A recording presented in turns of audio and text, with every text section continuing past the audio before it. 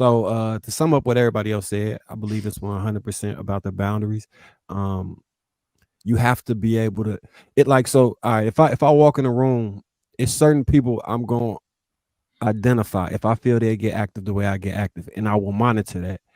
The rest of the people kind of don't register, and I think women to some extent view that the way we view it, like where we might be able to see, all right, he can reciprocate violence the way I can reciprocate violence.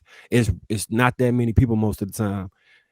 When I'm in the hood, I see it a little bit more, but most of the time it's not. And it's to some extent, I kind of, to keep it real, I kind of feel like, or at least when I was younger, I felt like all these niggas was soft because they wasn't the same type of person that I was at that time. And being like that, I think it like transcends over to how the women view the men, so they don't feel protected the same way I might view them as soft. And especially at a younger age, like the ability to try somebody really can be determined by how you perceive them immediately, right? Because a lot of times I think women, they know who to try, just like most men know who to try, and they kind of know who they not gonna try. And I think that kind of corresponds into the data market because essentially it's biological, and this is all in regards to nature. Um, when she made the comment about, I think it was men who are overly close to their mother or men who father wasn't there. I think it's because men who father wasn't there, like she said, don't have the ability to get him the game or them to hear his side of the story or empathize with him at all, right? And the men who are overly close to their mom, the way a mother and a son love each other, right, is what it's supposed to be. You come out the womb, her baby, she gonna always love you, and you can just give her your undivided love without any requirements. It's kind of some of the closest to um what's the word when unconditional love. It's the closest to unconditional love you should experience if you have that type of a mother. So those type of men go into the world and try to have that same reciprocal energy with the woman that's not their mom with no requirements, and in turn they usually attach to the women that will feed on that. And like she said, a good woman would just walk away because she don't want to take advantage of you. But a bad woman, in the words of the video, she would use that to her advantage because she sees, like, it's a line what they say: take your time when you liking a guy, because if you feeling your feelings too intense, then it's pimp or die. That kind of works on both ends. If she feel like you just game goofy and you gonna let her run all over you, if she the type of woman that's gonna take advantage of that, she definitely gonna take advantage of that. You know what I'm saying? So I want to add one more category to that because I grew up around people that like was raised in foster care or like in and out the system or whatever, and they kind of operate the same way when they didn't experience love as a child. So when they get any inclination or something that feel that way, they don't know how to regulate. Not all people, but a lot of the people I grew up with, they don't know how to fully regulate it. So they'll overattach themselves and be over giving, and they'll overdo it, and it can come off as abrasive and unattractive to the people that they're doing it to because it just be a lot. And you can operate that way, but it has to be after you've already established that, like Mr. LetGo said, it's a reciprocal energy flowing both ways. So you got to get to the point where you can give freely and she can give freely, but you can't walk into a relationship trying to be like that. So yeah. Man.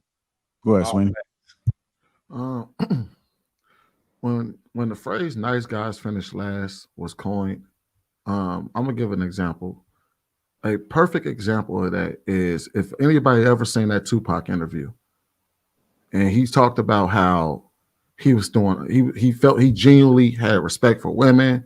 He genuinely had respect for the women around him, and what I mean, based on his mother and how he was raised, yada yada yada. The way he would naturally talk to women, he was not getting the results that he wanted. And then one day he said and then he watched all the men around him and how they behaved.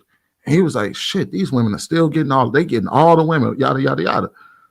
And so he said, I changed my persona. And they started, and I couldn't beat them off with a stick. That's what we mean when we say nice guys finish last. When you're genuinely a good man, when you're genuinely trying, when you're genuinely doing all the things that's necessary for, and what a man should be, and you're getting negative results. And then when you turn bad or you go on to do the negative things and it yields the positive results of women. You know what I mean? So I don't know if any of y'all ever seen that interview, but that is a perfect example of that. We're not talking about situations where a nice guy is being unintentionally being manipulative or things like that. We're talking about genuine men getting put through the ringer just for being good men, whereas they're looking around them and seeing shitty men get the good results. And then even they go on to experiment with being shitty themselves, and then it starts to yield the positive results in women. Because a lot of dudes that pretend to be bad to get results aren't being bad as a genuine act. They're doing it as an act. And I think Trev actually kind of spoke to that earlier today.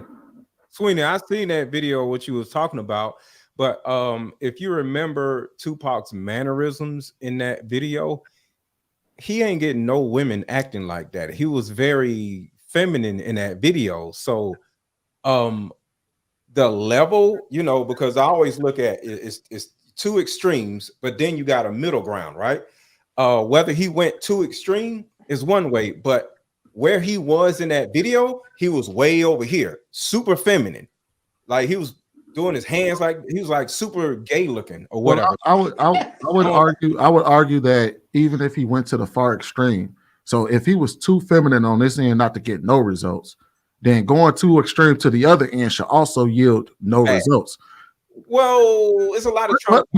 Well, no, I get it. But what I'm saying is, like, theoretically speaking, in a perfect world, if we're going to argue that he was being feminine, so he wasn't getting no results, him going to the extreme of the other side, which is calling women bitches and hoes and walking around and tighten thug life across his chest, should have been, well, I would argue that. Well, he, according to his own life, he said that it started yielding positive results for him. So, well, yeah, it's a lot of women who have been through trauma because we all grew up in the hood. Well, most of us grew up in the hood, so we see hood stuff. So we start looking for familiarity in other people, and you're like, oh, damn, you're somewhat traumatized like me. Oh, so that means you're not going to judge me. So somebody with tattoos and all this crazy shit makes a woman feel like, oh, damn, since he's hurt, he's not going to judge my hurt and make me feel worse than him because he's worse too, if that makes sense. JR, if you could put up Andre Cable's message, but yeah, I think that's actually perfect what he said, because his when he changed his behavior, it actually did change his life, because he wasn't, you know, this dude was a part of theater and all of that, and he felt like he wasn't getting the results that he was getting, but the moment he changed his whole entire persona, his whole entire life changed for him. And that's just basically what we mean by nice guys, because I don't think most guys who are nice are exhibiting feminine behavior. They're just being genuinely good dudes. And what happens is that a lot of women don't respect that until one day when they desire it. But when they mature. Yeah. When they mature, because if you're okay. Nah. Go ahead, get your point out. I know you just came on, then we're gonna go to the main topic. Go ahead. Okay, I was just gonna say, yeah, you're attracted to that kind of like mean guy, bad guy behavior when you have trauma, like Mr. LetGo said. But once you start growing into yourself and knowing who you are and respecting men in general, and then find a man you enjoy being around, you're not going to judge him based off of how nice he was to everybody in the past. You're going to do what you have to do, and like Trev said earlier, meet in the middle. I think that sometimes men are too nice, they are too forgiving, and you know they love women really hard, and some women can't respect that because they didn't deal with their past, they didn't deal with their trauma. And it's not me bashing women, it's just that if we really went to, you know, healed ourselves, if we went to therapy, if we did all that, you'll realize early on that the nice guy was the right choice. Because even though you keep saying that, oh, the bad guys, if you have bad behavior, you're going to get all the women, but it never really works out.